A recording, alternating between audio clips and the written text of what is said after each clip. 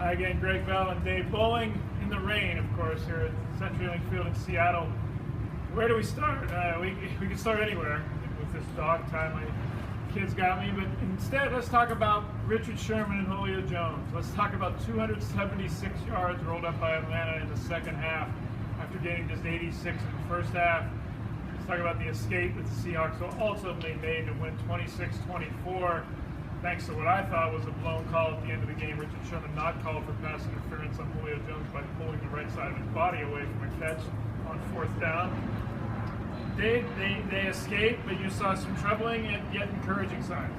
I thought the first half was a complete three-phase domination, the kind that we haven't seen this team make all season long. It goes back to late last season when they were really rolling.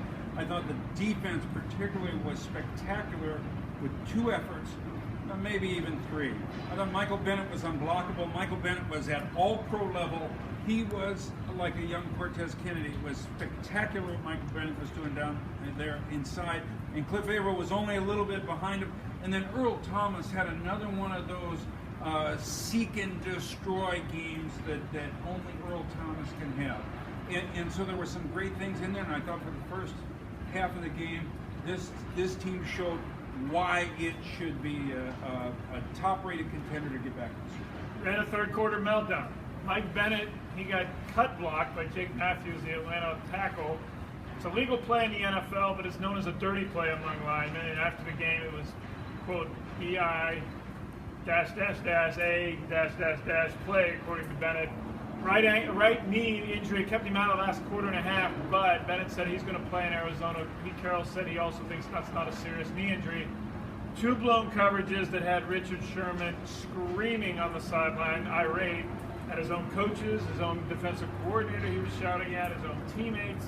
Took Cam Chancellor, who wasn't even active today, in street clothes to break up some of that.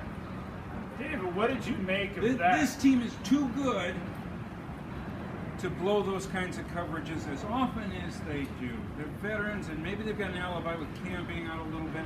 I don't buy that. I think they're too smart. They shouldn't have that kind of problem still. And more than that, they're too mature to be this immature.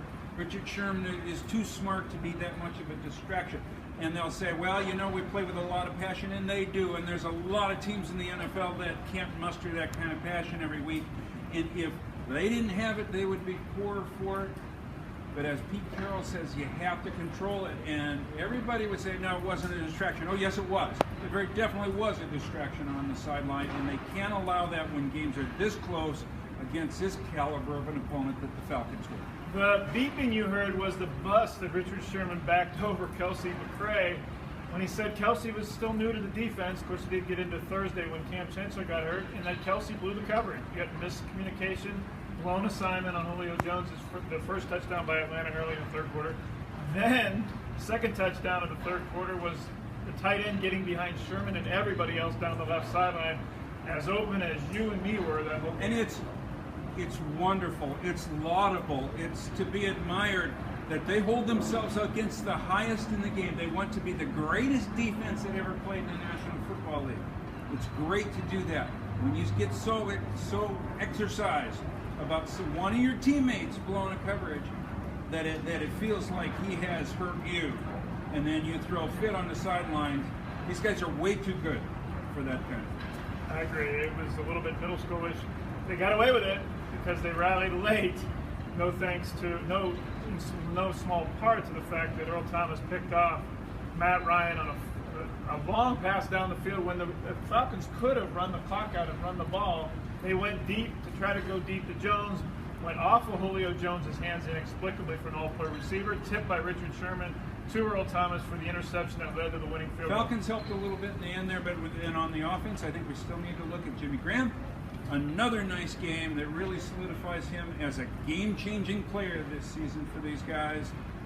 Baldwin, another nice game, and although Russell Wilson didn't get a touchdown, he really made that thing work again.